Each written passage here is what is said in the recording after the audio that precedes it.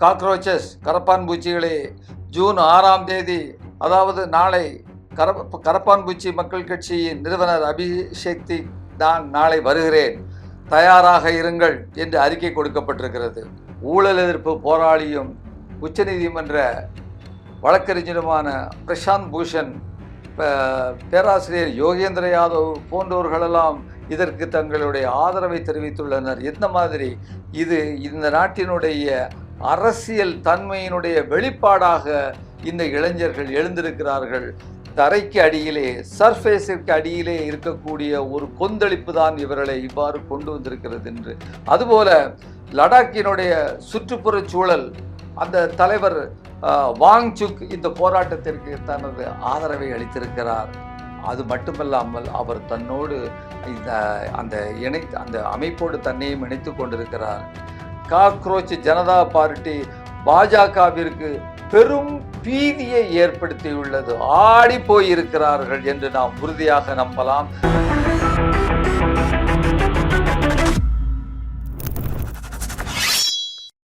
வணக்கம், கே பாலகிருஷ்ணன் பேசுகிறேன், ரூஸ்டர் செய்திகளுக்காக. இன்றைக்கு இந்திய செய்திகளை முதல்ல பார்க்கலாம். டெல்லியில் நாளைய தினம் இந்த அபிஷேக் தீபக் என்று சொல்லக்கூடிய கரப்பான் பூச்சி காக்ரோச் ஜனதா பார்ட்டியினுடைய அந்த நிறுவனர் அவர் டெல்லியிலே இறங்க போகிறார். அவர் ஒரு அழைப்பு விடுத்திருக்கிறார். காக்ரோச்சஸ் கரப்பான் பூச்சிகளே, ஜூன் 6ஆம் தேதி, அதாவது நாளை கரப்பான் பூச்சி மக்கள் கட்சியின் நிறுவனர் அபிஷேக் தான் நாளை வருகிறேன், தயாராக இருங்கள் என்று அறிக்கை கொடுக்கப்பட்டிருக்கிறது. ஜந்தர் மந்தருக்கு இளைஞர்கள் அனைவரும் வாருங்கள் என்று ஒரு போராட்ட அறைகூவலையும் அவர்கள் கொடுத்திருக்கிறார்கள். சிஜேபி, காக்ரோச் ஜனதா பார்ட்டி என்று சொல்லப்படும் அந்த அமைப்பு. இந்த சமயத்தில் இன்னொரு செய்தியை பக்கத்தில் உங்களுக்கு காண்பிக்கலாம் என்று நினைக்கிறேன். அந்த காட்சியை பாருங்கள். உத்தரப்பிரதேசத்தில் பிஇடி தேர்வு எழுத சென்ற மாணவர்களும் அவர்களுடைய பெற்றோர்களும் அதாவது நூற்றுக்கணக்கான மைல் தொலைவில் இருந்து அந்த தேர்வு நிலையத்திற்கு அருகில் உள்ள மைதானங்களிலும் காலி இடங்களிலும் அவர்கள் கழிப்பறை வசதி இல்லாமல் இந்த வெப்ப காலத்திலே அவர்கள் தங்கியிருக்கக்கூடிய அந்த படுத்திருக்கக்கூடிய அந்த காட்சியை நீங்கள் பாருங்கள். இதுதான் அந்த உத்தரப்பிரதேசத்தில் உள்ள டபுள் இன்ஜின் சர்க்கார் இன்றைக்கு மக்களை, இளைஞர்களை இன்றைக்கு அவர்கள் நடத்துகின்ற விதம். நம்ம தமிழ்நாட்டில் இருக்கக்கூடிய மக்களுக்கு இது பற்றி பெரிய அளவிற்கு கற்பனை செய்து கூட பார்க்க முடியாது. இப்படி எல்லாம் ஒரு நிலைமையிலே மக்கள் வாழக்கூடிய நிலைமை இருக்குமா என்று உகண்டாவிலும் சோமாலியாவிலும் நாம் சில 10 ஆண்டுகளுக்கு முன்னால் அங்கே எலும்பும் தோலுமாக ஓரிரண்டு பருக்கைகளை வயிற்றில் விழுந்திருக்கக்கூடிய குழந்தைகளை நாம் பார்த்திருப்போம். சோமாலியா ஆப்பிரிக்க நாடு என்று. அதுபோல இன்று உத்தரப்பிரதேசம், மத்திய பிரதேசம் இருக்கிறது நண்பர்களே. Double engine Sarkar. ஒப்பீட்டளவிலே நாம் மிகவும் வசதியாக வாழ்ந்து கொண்டிருக்கிறோம். இதுவரை ஆட்சி செய்த தமிழ்நாட்டில் அனைத்து கட்சிகளும் தான் இதற்கு காரணம். எனவே அவர்களை தேர்ந்தெடுத்த நாமும் இதற்கு ஒரு காரணம் என்று சொல்லிக்கொண்டு அந்த காட்சியை பாருங்கள் நீங்கள். இந்த சூழ்நிலையில தான் இது போன்ற இன்றைக்கு அந்த சூழ்நிலை பாருங்க. கிட்டத்தட்ட ஒரு 2024 வரைக்கும் 2019 48 தேர்வுகள் இன்றைக்கு இந்தியா முழுவதும் ரத்து செய்யப்பட்டிருக்கின்றன.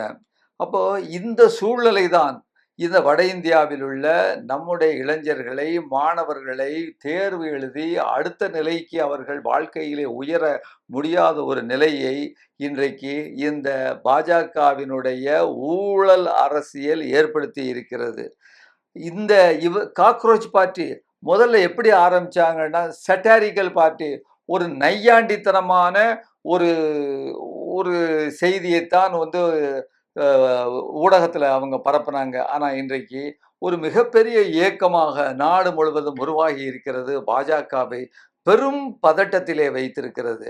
அந்த அபிஷேக் தீபக் அவரை நாளைக்கு வர்றாரு. டெல்லி விமான நிலையத்தில் கைது செய்யப்படுவாரா, இல்லை போராட்டத்தை அனுமதிப்பார்களா, பாஜக அரசு ஒடுக்குமுறையை கையாளுமா என்று தெரியாத நிலையிலே இன்றைக்கு அரசியல் வல்லுநர்கள்தான் இன்று ஐயப்பாடோடு பார்த்து கொண்டிருக்கக்கூடிய செய்தியை பார்க்கிறோம். ஊழல் எதிர்ப்பு போராளியும் உச்சநீதிமன்ற வழக்கறிஞருமான பிரசாந்த் பூஷன், பேராசிரியர் யோகேந்திர யாதவ் போன்றோர்களெல்லாம் இதற்கு தங்களுடைய ஆதரவை தெரிவித்துள்ளனர். எந்த மாதிரி இது இந்த நாட்டினுடைய அரசியல் தன்மையினுடைய வெளிப்பாடாக இந்த இளைஞர்கள் எழுந்திருக்கிறார்கள்.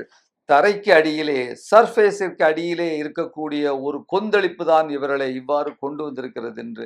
அதுபோல லடாக்கினுடைய சுற்றுப்புற சூழல், அந்த தலைவர் வாங்சுக் இந்த போராட்டத்திற்கு தனது ஆதரவை அளித்திருக்கிறார். அது மட்டுமல்லாமல் அவர் தன்னோடு இந்த அந்த அமைப்போடு தன்னையும் இணைத்துக் கொண்டிருக்கிறார். இந்தியாவினுடைய அரசியல் உரையாடலையும் அரசியல் போக்கையும் மாற்றுவதற்கு காக்ரோச் ஜனதா கட்சி உறுதி பூண்டிருப்பதாக அது அறிவித்திருக்கிறது. இந்த மாற்று முயற்சிக்கு புதிய தலைமுறை தலைவர்கள் பார்த்தீங்கன்னா எல்லாம் இளைஞர்கள், 25 வயது 30 வயதுக்குள்ளவர்கள் தான் இருக்கிறார்கள்.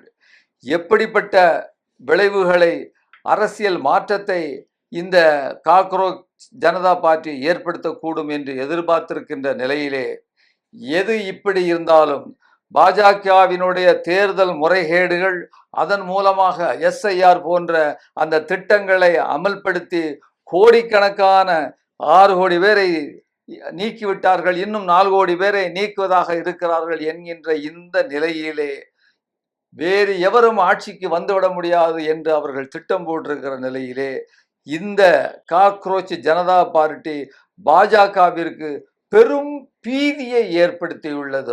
ஆடி போயிருக்கிறார்கள் என்று நாம் உறுதியாக நம்பலாம். நாளை வட இந்தியா அதிரப்போகிறது, டெல்லி அதிரப்போகிறது என்பதை நாம் இந்த இளைஞர்களினுடைய அந்த ரௌத்ரம் கோபத்தின் மூலமாக நம்மால் உணர முடிகிறது. அரசியல் வெளிப்பாடு துனிசியாவில் நடந்தது போல, எகிப்தில் நடந்தது போல ஒரு பிங்க் ரெவல்யூஷனை நாம் இங்கே எதிர்பார்க்கலாமா? பொறுத்திருந்து நாளை பார்ப்போம் நண்பர்களே. வருகிற ஜூன் 8ஆம் தேதி டெல்லியிலே இந்தியாவினுடைய கூட்டணி கூட்டம் நடைபெறுவதாக உள்ளது. இக்கூட்டத்தை திமுக புறக்கணிப்பு என்று, காங்கிரஸ் கலந்து கொள்கின்ற இந்த கூட்டத்திலே நாம் கலந்து கொள்ள மாட்டோம் என்றும் திட்டவட்டமாக அவர்கள் அறிவித்திருக்கிறார்கள். இப்படியாக இன்றைக்கு செய்திகள் சொல்லுகின்றன. நடந்து முடிந்த சட்டப்பேரவை அந்த தேர்தலுக்கு முன்னால் உள்ள அந்த கூட்டணியில் காங்கிரஸ் கட்சியும் திமுகவும் இன்னும் கம்யூனிஸ்ட் கட்சிகள், IUML உள்பட பல்வேறு கட்சிகள் இணைந்து கூட்டணி அமைத்திருந்தன. தேர்வு முடிவதற்கு பின்னால், திராவிட முன்னேற்ற கழகம் தோல்வியை சந்தித்ததற்கு பின்னால் காங்கிரஸ் ஒரு 5 இடத்தை பெற்றது. TVK கட்சி, விஜயினுடைய அந்த தலைமையில் உள்ள கட்சி தனிப்பெரும்பான்மையாக, பெரும்பான்மை என்று சொன்னதை விட தனிப்பெரும் கட்சியாக இன்றைக்கு உருவெடுத்து அந்த கட்சியினுடன் காங்கிரஸ் தன்னை இணைத்து கொண்டு ஆட்சியிலும் பங்கு பெற்றிருக்கிறது என்ற நிலையிலே ஒரு முதுகிலே குத்தப்பட்டு விட்டோம் என்று திமுக கட்சி சொல்லி அவர்களோடு அந்த 2 கட்சிகளுக்கும் இடையிலே உள்ள அந்த உறவு முறிந்துவிட்ட அந்த நிலையிலே இனிமேல் நாங்கள் இந்த இந்திய கூட்டணியிலே வர இருக்கின்ற இந்த 8ஆம் தேதி கூட்டணியில் பங்கேற்க மாட்டோம் என்று திமுக உறுதியாக கூறியிருக்கிறது. அதே நேரத்தில் அகில இந்திய அளவிலே அமைக்கப்பட்ட இந்த இந்தியா கூட்டணி என்பது ஒரு சிலருடைய விருப்பத்திலிருந்து அமைந்ததல்ல. காங்கிரஸ் அல்லது திமுக அல்லது கம்யூனிஸ்ட் கட்சியினுடைய விருப்பத்தில் இருந்து அமைந்ததல்ல. பாஜகவை அகில இந்திய அளவில் தோற்கடிக்க வேண்டும், அம்பலப்படுத்த வேண்டும் என்ற ஒரு பெரிய மிக பரந்த நோக்கத்தில் இருந்து அமைக்கப்பட்டதுதான் அந்த இந்தியா கூட்டணி. அதில் காங்கிரசும் உள்ளடக்கம், திமுகவும் உள்ளடக்கம், கம்யூனிஸ்ட் கட்சிகள் உள்பட பல கட்சிகள் இன்று அந்த கட்சியினுடைய ஒரு அங்கமாக இருக்கிறது, திரிணாமுல் காங்கிரஸ் உள்பட. இப்படிப்பட்ட நிலையில் காங்கிரஸ் பங்கேற்கும் அந்த கூட்டத்தில் கலந்து கொள்ள மாட்டோம் என்று அவர்கள் அறிவித்திருப்பது, திமுக அறிவித்திருப்பது நமக்கு ஏற்புடையதில்லை. ஏன்னு பார்த்தீங்கன்னு சொன்னால், கேரளாவில் CPMமும் காங்கிரஸும் ஒன்றோடொன்று மோதிக்கொண்டிருக்கின்றன. ஆனாலும் அவை இந்திய கூட்டணியில் இடம்பெற்றிருக்கின்றன. மேற்கு வங்காளத்தில் CPMமும் CPIயும் திரிணாமுல் காங்கிரஸும் இன்றைக்கு மோதிக்கொண்டிருக்கின்றன. என்றாலும் அவை இந்திய கூட்டணியில் இருக்கின்றன. அந்த மாடலை எடுத்துக்கொண்டு நாம் அதை பார்க்கிறோம் அல்லவா? அதுபோல நாம் விரும்புவது தமிழ்நாட்டிலிருந்து தாவேகா, காங்கிரஸ் ஒரு பக்கமும் திமுக ஒரு பக்கமும் இருந்தாலும் பெரிய அளவிலே பரந்துபட்ட ஒரு நோக்கத்தோடு பாஜகவை அம்பலப்படுத்த வேண்டும் என்ற நோக்கில் திமுகவும் இடம்பெற வேண்டும், ஆனால் நாம் இடம்பெற மாட்டோம் என்று அவர்கள் கூறியிருப்பது, குறிப்பாக காங்கிரஸ் இடம்பெறுகிற கூட்டணியிலே இடம்பெற மாட்டோம் என்று கூறியிருக்கிறது ஒரு தவறான நிலைப்பாடு, சரியான நிலைப்பாடாகாது. இது பாஜகவிற்கு ஆதரவான நிலைப்பாட்டை எடுப்பதற்கு இணையான நிலைப்பாடாகும். நாட்டு நலன் கருதி பாஜகவை எதிர்ப்பது என்பது முக்கியமான அடிப்படையான நோக்கமாக இருக்குமானால் அதை கருத்தில் கொண்டு திமுக மறுபரிசீலனை செய்ய வேண்டும், தன்னுடைய நிலைப்பாட்டை மாற்றிக்கொள்ள வேண்டும் என்று சிவில் சமூகங்கள் சார்பாக நாங்கள் கேட்டுக்கொள்ள கடமைப்பட்டுள்ளோம். இன்னொரு செய்தி பாருங்க, இந்தியா ஒரு ஆபத்தான சூழ்நிலையில போய்கிட்டு இருக்கிறது. எப்படி ஆபத்தான சூழ்நிலை அதை பாருங்க. இது ஒரு புதுவிதமான ஆபத்து. நாம எல்லோரும் யாரா இருந்தாலும் சரிதான், எந்த மாநிலத்தில் உள்ளவர்களாக இருந்தாலும் சரிதான், நம்முடைய குழந்தைகள், பேர குழந்தைகள் நன்றாக வாழ வேண்டும், அவர்களுடைய குடும்பங்கள் பல்கி பெருகி வாழ வேண்டும், சுகமாக வாழ வேண்டும் என்பதற்காகத்தான் நாம் ஒவ்வொருவரும் கஷ்டப்பட்டு உழைத்து கொண்டிருக்கிறோம் என்பது நாம் அறியாததல்ல. அப்படி இருக்கும் பொழுது இந்த செய்தியை நீங்கள் தயவு செய்து காது கொடுத்து கேளுங்கள். ஏனென்றால் நம்முடைய நாட்டில் உள்ள முன்னணி பாலிசி மேக்கர்ஸ், கொள்கை வகுப்பாளர்கள், தொழிலதிபர்கள், பெரிய பெரிய அதிகாரிகள், பாதுகாப்பு துறையைச் சேர்ந்த டாப் ஆபீசர்ஸ், மிகப்பெரிய ஒன்றிய அமைச்சர்கள், அரசியல்வாதிகள், இவர்களுடைய குழந்தைகள் அனைவரும் ஐஏஎஸ், ஐபிஎஸ் ஆபீசர்ஸ் உள்பட இவருடைய குழந்தைகள் அனைவரும் இந்தியாவில் படிக்கவில்லை. இவர்கள் அமெரிக்காவில் படிக்கிறார்கள். அமெரிக்காவில் படித்துக்கொண்டு அங்கே கிரீன் கார்டு அங்கே அதை பெற்றுக்கொண்டு அங்கே அவர்கள் சுகமாக வாழ்ந்து கொண்டிருக்கிறார்கள். அமெரிக்க குடிமக்களாக மாறிவிட்டார்கள். அப்படி இருக்கின்ற ஒரு நிலை ஏற்படும் பொழுது தேவை கருதி அமெரிக்கா நமக்கு, உதாரணத்திற்கு சொல்வதாக இருந்தால், அமெரிக்கா நமக்கு அதிகமான வரியை போடுகிறது, எனவே அதாவது சூழ்நிலை கருதி ஒரு பாலிசி அடிப்படையிலே அமெரிக்காவை நாம் எதிர்க்க வேண்டும் என்று ஒரு முடிவை நம்மால் எடுக்க முடியாத நிலைக்கு இந்த அதிகாரிகளும் இந்த கொள்கை வகுப்பாளர்களும் தங்களுடைய குழந்தைகள் வாழுகின்ற அந்த நாட்டிற்கு எதிராக எடுப்பார்களா? வாய்ப்பே இல்லை. இந்திரா காந்தி அம்மையார் பிரதம மந்திரியாக இருக்கும் பொழுது இங்கே வங்காள விரிகுடாவிலுக்கு 7வது கப்பற்படையை நாம் அனுப்புவேன் என்று அமெரிக்கா சொன்ன பொழுது அதற்கு கவலைப்படாமல் ரஷ்யாவிற்கு ஒத்த போன் காலை பண்ணி அங்கிருந்து நீர்மூழ்கி கப்பல் வந்ததே. அது போன்ற ஒரு நிலையை இன்று நம்முடைய ஆட்சியாளர்கள் எடுக்க முடியுமா? முடியாத நிலையிலேதான் இன்று அனைத்து டாப் எக்கோலன்ஸ், மேலுள்ள அனைத்து மக்களினுடைய குழந்தைகளும் அங்கே சுகமாக வாழ்ந்து கொண்டிருக்கிறார்கள் என்று சொல்லும் பொழுது இப்படிப்பட்ட நிலைமை வந்துவிடக்கூடாது என்பதற்காகத்தான் ஒரு நல்ல உதாரணம் பாருங்க. சீனா தன்னுடைய நாட்டில் உள்ள அதிகாரிகள் அனைவரையும் வெளிநாட்டிற்கு சென்றால், அவர்களுடைய குழந்தைகள் சென்றால் அவர்களை ஒதுக்கி வைத்து விடுகிறது. இந்த கொள்கையில் அவர்கள் எந்த சமரசமும் கிடையாது. ஆனால் இங்கே அப்படிப்பட்டவர்கள் தான் ஆட்சியை நடத்துகிறார்கள் என்று சொல்லும் பொழுது நாம் நிச்சயமாக எந்த ஒரு காலத்திலும் அமெரிக்கா நம்மை குட்ட குனிய வைத்தாலும் அவர்களுக்கு எதிரான ஒரு நிலைப்பாடை எடுக்க முடியாது. எல்ஸ்டீன் ஃபைல் அது வேறொரு புறம், அதை தாண்டி இந்த நிலைமை இருக்கிறது என்பதையும் நாம் புரிந்து கொள்ள வேண்டும் நண்பர்களே. இன்னொரு செய்தி, கார்ப்பரேட்டுக்கு எதிராக மோடி அரசு தனது நிலைப்பாட்டை எதிர்க்குமா? தன்னுடைய அந்த ஏஜென்சி அமலாக்கத்துறையை அனுப்பி அவர்களுடைய குழுமத்தில், அவர்களுடைய அலுவலகத்தில், அவர்களுடைய வீடுகளில் சோதனை இடும் என்பதை சமீபத்திய நடவடிக்கைகள் காட்டுகின்றன. ஆச்சரியமாக இருக்கிறதா? இங்கே பாருங்கள், நான் சொல்கின்ற செய்தியை கொஞ்சம் கேளுங்கள் தோழர்களே. கார்ப்பரேட் முதலாளி உடைய அலுவலகத்தில் சமீபத்தில் சோதனை. யார்? இந்தியாவினுடைய முக்கியமான கார்ப்பரேட்டுகளில் ஒன்று வேதாந்தா நிறுவனம். அந்த குழுமத்தினுடைய முக்கியமான தொழிற்சாலை தான் தமிழ்நாட்டில் மூடப்பட்ட ஸ்டெர்லைட் ஆலை என்பதை நாம் மறந்துவிடக்கூடாது. உலகில் பல நாடுகளில் இந்த வேதாந்தா குழுமத்தினுடைய தொழிற்சாலைகள் உலகம் முழுவதும் இயங்கி கொண்டிருக்கின்றன. சுற்றுச்சூழலை பாதித்து கொண்டிருக்கின்றன. ஒரிசாவில் கூட பழங்குடி மக்கள் இந்த வேதாந்தாவினுடைய பாக்சைட் தொழிற்சாலைக்கு எதிராக இன்றும் போராடி கொண்டிருக்கிறார்கள். அவர்களுடைய போராட்டத்திற்கு எதிராக பாக்சைட் நிறுவனத்திற்கு, இந்த வேதாந்தா நிறுவனத்திற்கு ஆதரவாக உச்சநீதிமன்றமும் சமீபத்தில் ஒரு தீர்ப்பை அளித்திருக்கிறது என்று இந்த நிலை இருக்கும் பொழுது, அந்த நிறுவனத்தினுடைய தலைவர் யார்? அவர் அனில் அகர்வால். அவர் சமீபத்தில் தேர்தல் பத்திரமாக பாஜகவுக்கு 226 கோடி ரூபாய், 1 2 அல்ல 226 கோடி ரூபாயை பாஜகவுக்கு கொடுத்திருக்கிறார்.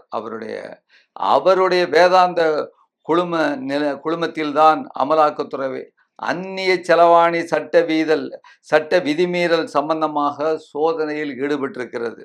எதுக்கு அப்படின்னு சொன்னா, ஒரு $4 பில்லியன் மதிப்புள்ள ஜேபி அசோசியேட்ஸ் என்ற ஒரு நிறுவனம், அந்த நிறுவனம் வாங்குவதற்காக ஏலம் விடப்படுது.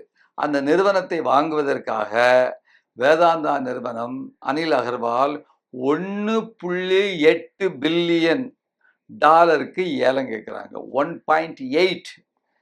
அதானி நிறுவனம் 1.5 1.5 பில்லியனுக்குத்தான், அதாவது வேதாந்தாவை விட 0.3 பில்லியன் குறைவாகத்தான் இவர்கள் கேட்கிறார்கள், ஏலத்தை கேட்கிறார்கள். ஆனால் அதானி நிறுவனத்திற்கு ஏலத்தை குறைவாக கேட்டவர்களுக்கு அந்த ஜேபி அசோசியேட்ஸ் நிறுவனம் முடித்து வைக்கப்படுகிறது, விற்கப்படுகிறது.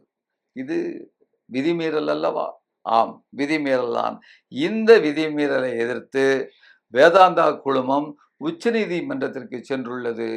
வெளிப்படையாக இந்த ஏலம் நடக்கவில்லை என்று, இந்த ஏலத்திற்கு தடை விதிக்க கோரியது உச்சநீதிமன்றம். விதிக்குமா? விதிக்கவில்லை. அதன் பின் இப்படி நடந்துகிட்டு இருந்த அடுத்த சில நாட்களில் அமலாக்கத்துறை வேதாந்தா குழுமத்தினுடைய வீடுகளிலே சோதனை இடுகிறது, எல்லா இடங்களிலும் ரெய்டு விடுகிறது. இதிலிருந்து நமக்கு கிடைக்கும் நீதி என்ன? நீ எவ்வளவு பெரிய கார்ப்பரேட்டாக இருந்தாலும், எத்தனை கோடிகள் மோடி அரசிற்கு கொடுத்திருந்தாலும், அதானியை எதிர்த்து யாராவது சுண்டு விரலை கூட அசைக்க முடியுமானால் அவர்களுடைய வீட்டிற்கு ஈடி ரெய்டு வரும், அமலாக்கத்துறை வரும் என்பதுதான் இந்த கதை சொல்லும் நீதியாகும். இன்னொரு செய்தி பாருங்க. டில்லி ஹோட்டல்ல ஒரு தீ விபத்து நேற்று நடந்திருக்கு. கொஞ்சம் பேர் செத்து போயிட்டாங்க. அந்த ஹோட்டலில் தீ விபத்தில் அதுக்கு கீழே ஒரு பாய் முஸ்லீம் கடை வச்சிருக்கிறாரு. அந்த தீ விபத்து மேலே இருந்து மக்கள் குதிக்கும் போது இந்த பாய் கீழே என்ன மெத்த கடை வச்சிருக்காருங்க. அவர் பேர் ரியாஜுதீன் மன்சூரின். அவர் பாருங்க எவ்வளவு ஒரு மனிதநேயம் உள்ளவர். இதெல்லாம் இந்த மாதிரி நிகழ்ச்சிகளை நாம் உலகம் பூரா கொண்டு போகணுங்க, எல்லா மக்களிடமும் கொண்டு செல்ல வேண்டும்ங்க. அவர் பாருங்க, தீ பிடிச்சி மக்கள் வெளியே போக முடியாது, படிக்கட்டில் இறங்க முடியாது, லிஃப்ட் க்ளோஸு எரிஞ்சிக்கிட்டு இருக்கும் பொழுது மேலேருந்து கைகால் ஒடிஞ்சாலும் பரவாயில்ல, செத்தாலும் பரவாயில்லன்னு மேலேருந்து தீ வெக்க தாழாமல் குதிக்கும் பொழுது இவர் கீழே இருந்த அந்த கடைக்காரரு கடையில் உள்ள அத்தனை மெத்தையையும் எடுத்து அங்கே வெளியே விரித்து அந்த மக்கள் குதிக்கக்கூடிய வகையிலே போட்டு ஒரு 9-10 பேரை நேற்றைய தினம் உயிரோடு அவர் காப்பாற்றி இருக்கிறார். அவருக்கும் காயம் ஏற்பட்டிருக்கிறது. குதிக்கும் போது மேலே கீழே விழுந்திருப்பாங்க. அவருக்கு அந்த காட்சியை நீங்கள் பாருங்கள் நண்பர்களே. இதுதான் மனிதநேயம். இதனால் தான் இன்னும் நம்முடைய நாடு இன்று துளிர்த்து கொண்டிருக்கிறது, முன்னேறி கொண்டிருக்கிறது. சாரே ஜஹாசே அச்சா ஹிந்துஸ்தான் ஹமாரா ஹமாரா என்கின்ற பாடல் இதன் மூலமாக தான் இன்றைக்கு நாம் மீண்டும் மீண்டும் காதிலே ஒலித்து கொண்டிருக்கிறது. நல்லது நண்பர்களே, இத்துடன் இந்த செய்தியை முடித்துக் கொள்கிறேன். நன்றி, வணக்கம். ஊடகம் கார்ப்பரேட் அரசியல்வாதிகளின் கைப்பாவையாக அடிமைகளாக இருந்தது போதும். இனி சாட்டை எடுத்து சுழற்றும் நேரம் வந்துவிட்டது. ஊடகம் பொதுமக்களாகிய உங்களுக்காக, உங்களாலேயே இயக்கப்பட வேண்டும். ஊடக சுதந்திரத்திற்காக உங்களின் பங்களிப்பை இன்றே அளித்திடுங்கள்.